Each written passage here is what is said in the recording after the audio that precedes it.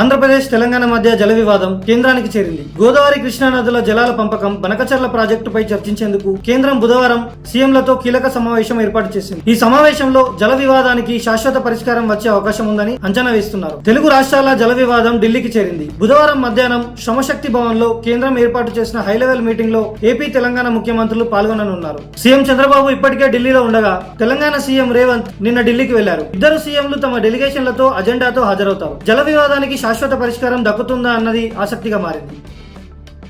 తెలంగాణలో మంత్రుల హెలికాప్టర్ వినియోగంపై తీవ్ర విమర్శలు వ్యక్తమవుతున్నాయి. సాధారణ కార్యక్రమాలకు కూడా హెలికాప్టర్లు వాడుతూ ప్రజాధనాన్ని దుర్వినియోగం చేస్తున్నారని ప్రతిపక్షాలు ఆరోపిస్తున్నాయి. తాజాగా సినిమాటోగ్రఫీ మంత్రి కోమటిరెడ్డి వెంకటరెడ్డి ఓ సినిమా ప్రారంభోత్సవానికి రామోజీ ఫిలిం సిటీకి హెలికాప్టర్ లో వెళ్లడంపై వివాదం ఏర్పడింది. సాధారణ రోడ్డు మార్గంలో వెళ్లే ప్రాంతాలకు కూడా లక్షల్లో ఖర్చయ్యే హెలికాప్టర్లు వాడడం సరికాదని విమర్శలు వెల్లువెత్తుతున్నాయి. మాజీ ఎమ్మెల్యే బొల్లం మల్లయ్య యాదవ్ ఎద్దేవా చేస్తూ ట్వీట్ చేయగా కేటీఆర్ దానిని రీట్వీట్ చేశారు.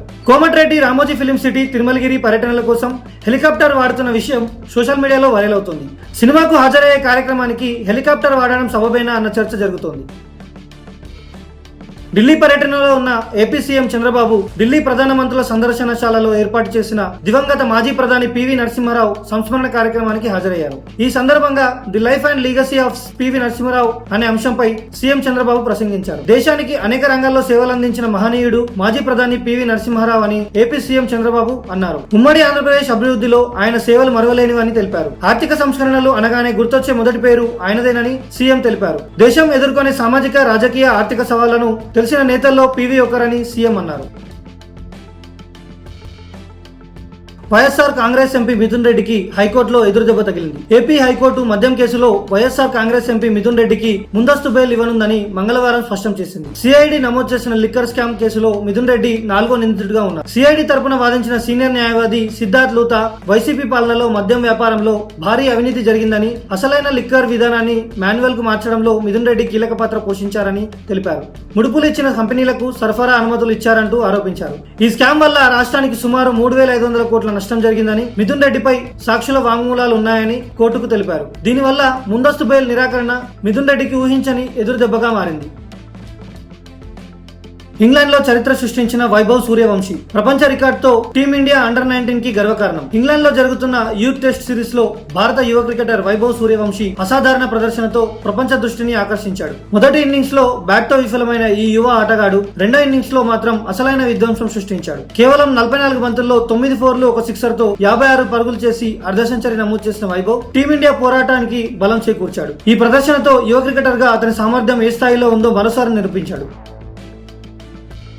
ఉరిశిక్షకు నిశ్చితమైన భారతీయ నర్సు నిమిషప్రియకు తాత్కాలిక ఊరట లభించింది. కేరళకు చెందిన నిమిషప్రియపై యమన్ జాతీయుడి హత్య కేసులో కోర్టు ఉరిశిక్ష విధించగా జూలై 16న శిక్ష అమలు కావాల్సి ఉంది. అయితే ఈ సందర్భంగా సుప్రీంకోర్టులో పిటిషన్ దాఖలైంది. విచారణలో కేంద్ర ప్రభుత్వం స్పందిస్తూ ఈ కేసు అత్యంత సంక్లిష్టమైందని, బ్లడ్ మనీ మాత్రమే శిక్ష నుంచి బయటపడే మార్గమని తెలిపింది. నిమిషప్రియ ఉరిశిక్షపై కేంద్రం చర్యలు తీసుకుంటోంది. సుప్రీంకోర్టు ఆదేశాల మేరకు నిమిషను రక్షించేందుకు తీసుకున్న చర్యలపై కేంద్రం అఫిడవిట్ దాఖలు చేయాల్సి ఉంది. యమన్ ప్రభుత్వంతో చర్చలు కొనసాగుతుండగా ఓ సూఫీ నేత మధ్యవర్తిగా బాధిత కుటుంబాన్ని సంప్రదిస్తున్నారు. అయితే వారు ఇంకా బ్లడ్ మనీకి లేదా క్షమాభిక్షకు అంగీకరించలేదని సమాచారం. కేంద్రం ఈ విషయంలో దౌత్యపరంగా తన వంతు ప్రయత్నాలు చేస్తుంది.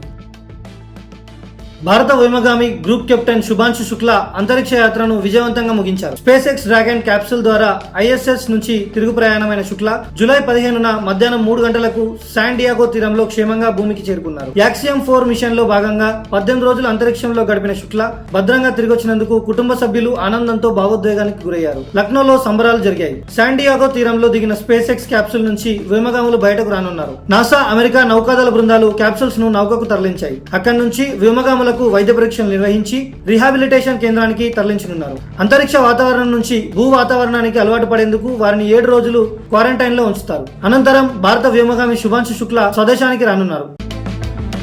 ఎలాన్ మస్క్ కు చెందిన టెస్లా సంస్థ భారత్ లో తొలి షోరూం ముంబై బాంద్రా కుర్లా కాంప్లెక్స్ లో ప్రారంభించింది. మహారాష్ట్ర ఉప ముఖ్యమంత్రి దేవేంద్ర ఫడ్నవీస్ ఈ కార్యక్రమంలో పాల్గొని టెస్లాకు స్వాగతం పలికారు. భారత్ లో టెస్లాకు విస్తృత అవకాశాలు ఉన్నాయని, దేశీయంగా పరిశోధన అభివృద్ధి దిశగా ఆలోచించాలని సూచించారు. ఎలక్ట్రిక్ వాహనాలను కేంద్రం ప్రోత్సహిస్తోందని, టెస్లా భవిష్యత్ ప్రణాళికలకు ఇది మంచి ఆరంభమని ఫడ్నవీస్ పేర్కొన్నారు.